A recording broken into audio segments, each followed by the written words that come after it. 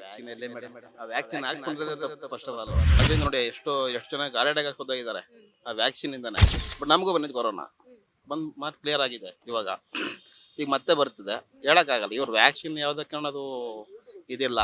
Corona ಅಂತೆಲ್ಲ ಏನು ಇಲ್ಲ ಮೇಡಮ್, ಅದು ವೆದರ್ ರಿಪೋರ್ಟು. ಅದಕ್ಕೆಲ್ಲ ಕೊರೋನಾ ಅಂತ ಹೇಳಿ ಈ ರಾಜಕೀಯದವರು ದುಡ್ಡು ಮಾಡೋದಕ್ಕೆ ಈ ರೀತಿ ಮಾಡ್ತಾ ಇದ್ದಾರೆ.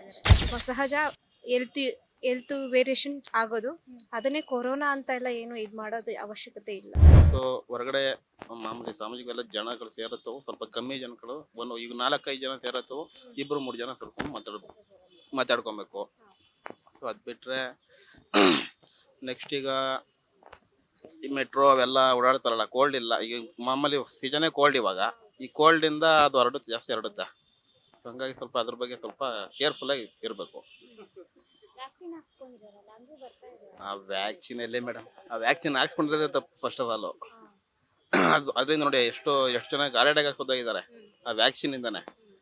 ಈಗ ನಾವು ಹಾಕ್ಸ್ಕೊಂಡಿದ್ವಿ, ಡಬಲ್ ಡೋಸ್ ಎಲ್ಲ ಆಗಿದೆ ನಮಗೂ. ಬಟ್ ನಮಗೂ ಬಂದಿದ್ದು ಕೊರೋನಾ ಬಂದ್ ಮಾತು ಕ್ಲಿಯರ್ ಆಗಿದೆ. ಇವಾಗ ಈಗ ಮತ್ತೆ ಬರ್ತಿದೆ, ಹೇಳಕ್ಕಾಗಲ್ಲ ಇವ್ರು ವ್ಯಾಕ್ಸಿನ್ ಯಾವ್ದಕ್ಕೆ ಅನ್ನೋದು ಇದಿಲ್ಲ.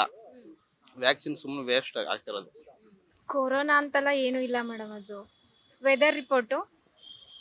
ಮಾಮೂಲಿ ಮಳೆಗಾಲ ಬಂದರೆ ಥಂಡಿ ಆಗೋದು ಸಹಜ, ನೆಗಡಿ ಕೆಮ್ಮು ಬರೋದು ಸಹಜ. ಅದಕ್ಕೆಲ್ಲ ಕೊರೋನಾ ಅಂತ ಹೇಳಿ ಈ ರಾಜಕೀಯದವರು ದುಡ್ಡು ಮಾಡೋದಕ್ಕೆ ಈ ರೀತಿ ಮಾಡ್ತಾ ಇದ್ದಾರೆ ಅಷ್ಟೇ.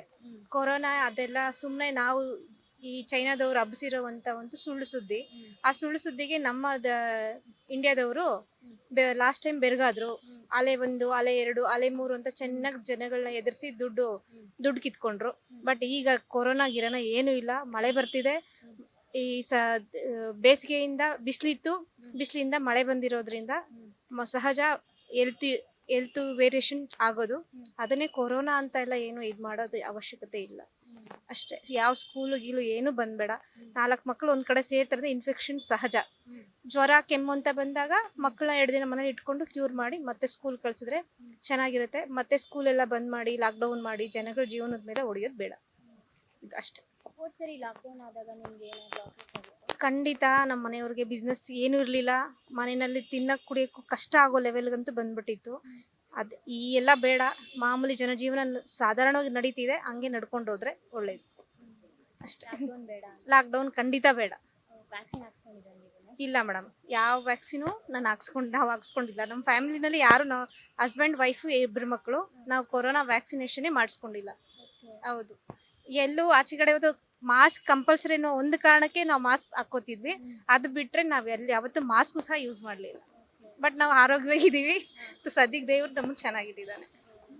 ಇವಾಗ ಮುಂದೆ ತಿರ್ಗಾ ಲಾಕ್ಡೌನ್ ಮಾಡಿದ್ರೆ ನಿಮ್ಗೆ ಕಷ್ಟ ಆಗುತ್ತೆ? ಖಂಡಿತ ಕಷ್ಟ ಮೇಡಮ್, ನನಗೆ ಅಂತಾನೆ ಅಲ್ಲ, ಎಲ್ಲರಿಗೂ ಕಷ್ಟನೇ.